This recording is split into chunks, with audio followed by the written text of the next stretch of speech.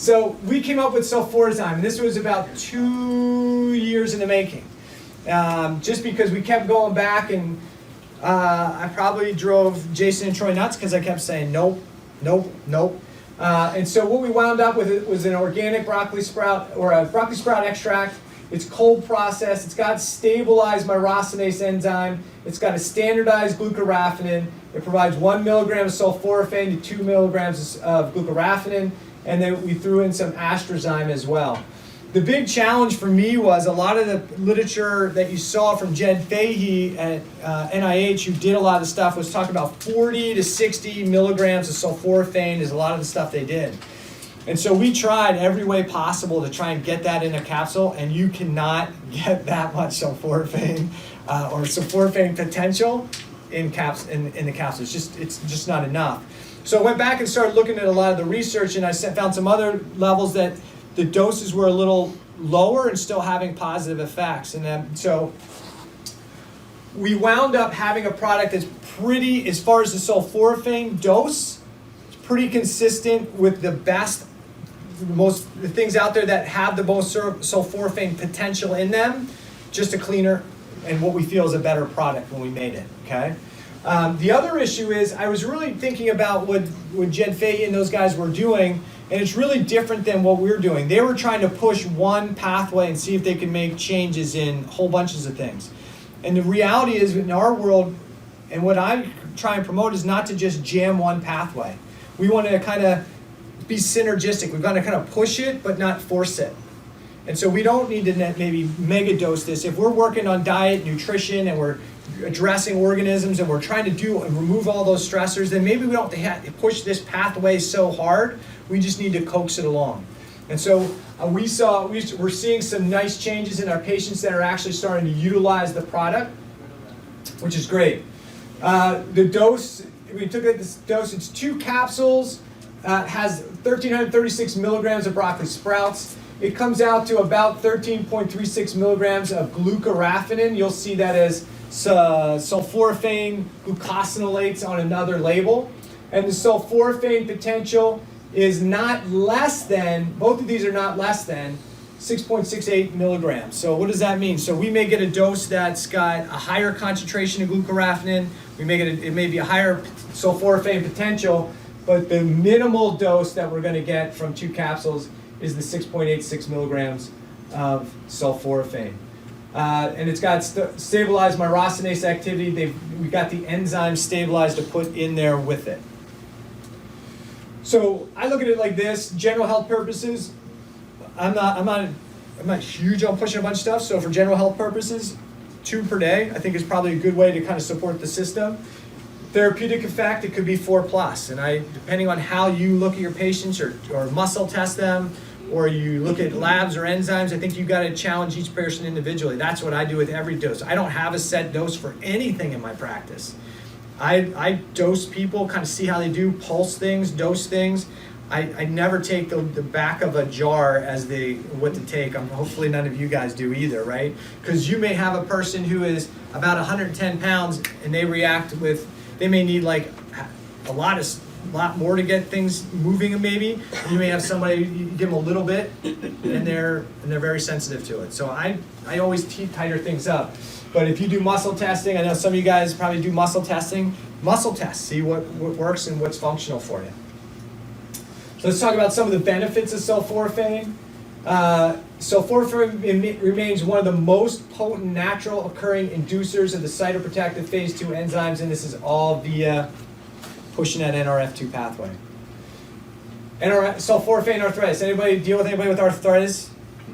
Yeah. So sulforaphane inhibits the expression of key metalloproteinases implicated in osteoarthritis independently of NRF2 and blocks the inflammation of NF-kappa B to protect against cartilage destruction in vivo and in vitro.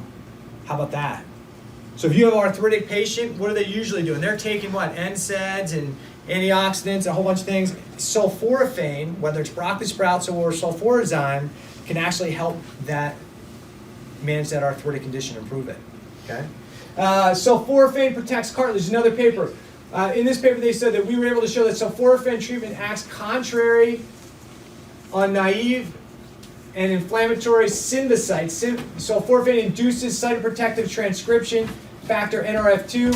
So they were talking about how sulforaphane actually helps the synoviocytes via upregulation of NRF2. Essentially what it's really doing is helping reduce the inflammatory mechanism. And this is a case with cartilage destruction in RA. If you have a person, by the way, side note, if you have a person who's got chronic arthritis, one of the number one things you want to do is you want to check, see if they have chronic infections.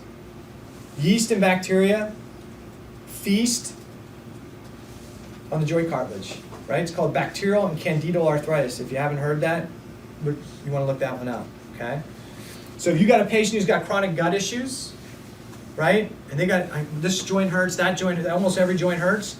Check their gut, check their oral cavity. If they got chronic infections, they probably have systemic infections. So if you're, my way I always think is if I'm trying to knock down organisms in the gut, I'm always thinking about systemically as well, because they're outside there, right? They get everywhere. Sulforaphane in the nervous system.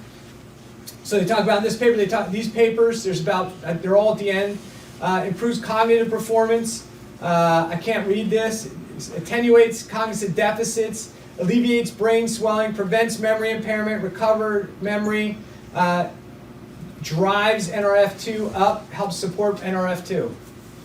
Sulforaphane in cancer, there's a bunch, I got a bunch of resources in here on how NRF2 helps support cancer, but you also have to be careful because for some cases, excessive NRF2 can support cancer cells, especially when in a kind of protect them, especially for things like chemo. Sulforaphane prevents and combats cancer. Another paper. It induces apoptosis in cancer cells and protects non-cancer cell mitochondria. Sulforaphane protects MSCs from toxins, the mesenchymal stem cells. Those are the reproductive cells. They're talking about how sulforaphane may be a potential treatment for cancer. Sulforaphane was found to be active against several forms of cancer. Its effects range from protection of cells from DNA damage to modulation of cell cycle via pro-apoptotic, anti-angiogenesis, and anti-metastasis. Sulforaphane modulates cellular homeostasis via activation of NRF2. Can sulforaphane help cholesterol? Can help lower cholesterol. How about that, right?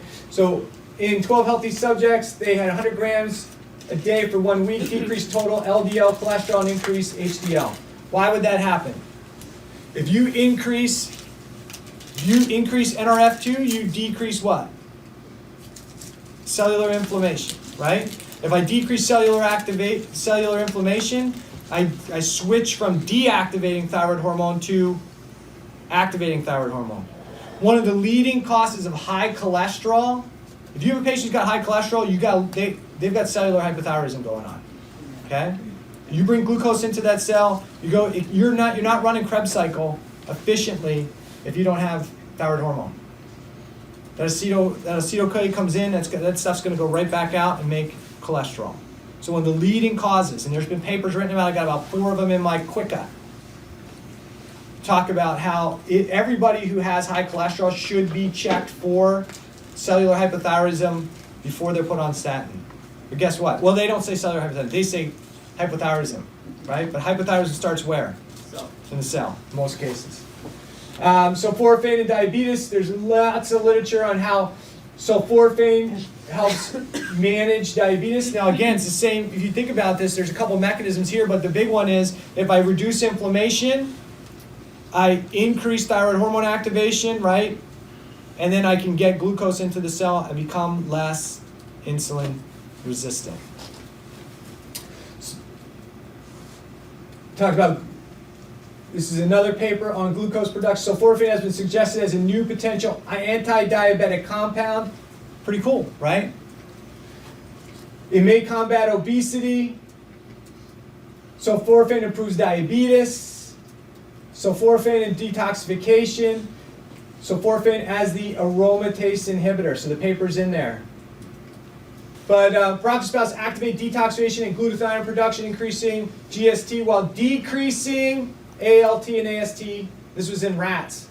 But A lot of these studies were originally done in rats. Jed Fahey and those guys are kind of leading the charge for a lot of the human studies, but there's a lot more coming out. Sulforaphane in the immune system. In this paper, they talk about how sulforaphane protects from T-cell mediated autoimmunity. How's that? Right?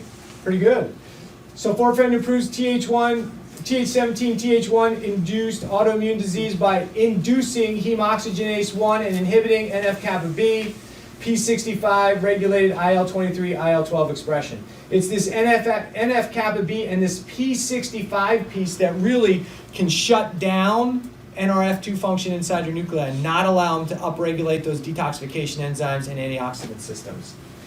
Sulforaphane can boost the immune system. Sulforaphane enhances bacterial clearance by macrophages and increases the activity of natural killer cells. Sulforaphane-based TH1 immunity. These isothiocyanates, sulforaphane actually helps reduce biofilms.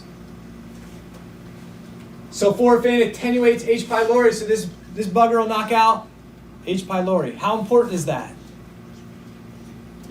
Think about this. We'll go back to cell danger response. If you have cell danger response, you're deactivating thyroid hormone.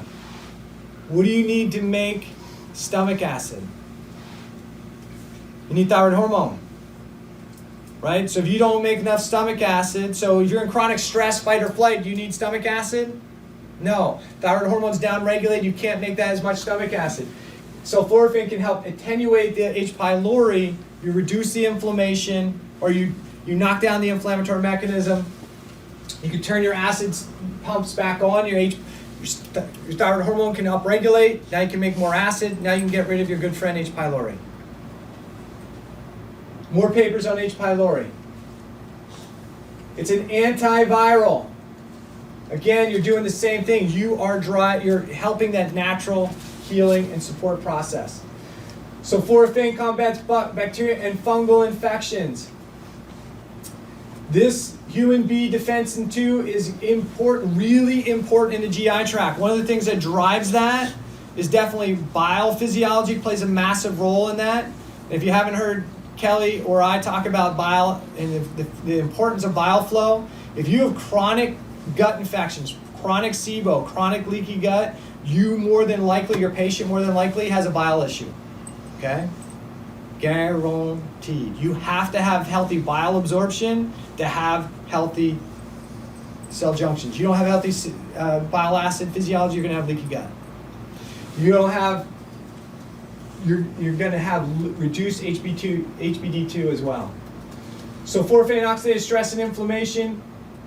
Sulforaphane is an indirect antioxidant. What's the difference? Doesn't have that antioxidant effect directly. It stimulates NRF2, which turns all those processes on. Intelligent antioxidant. It's an intelligent, very good. Did you TM that? Should.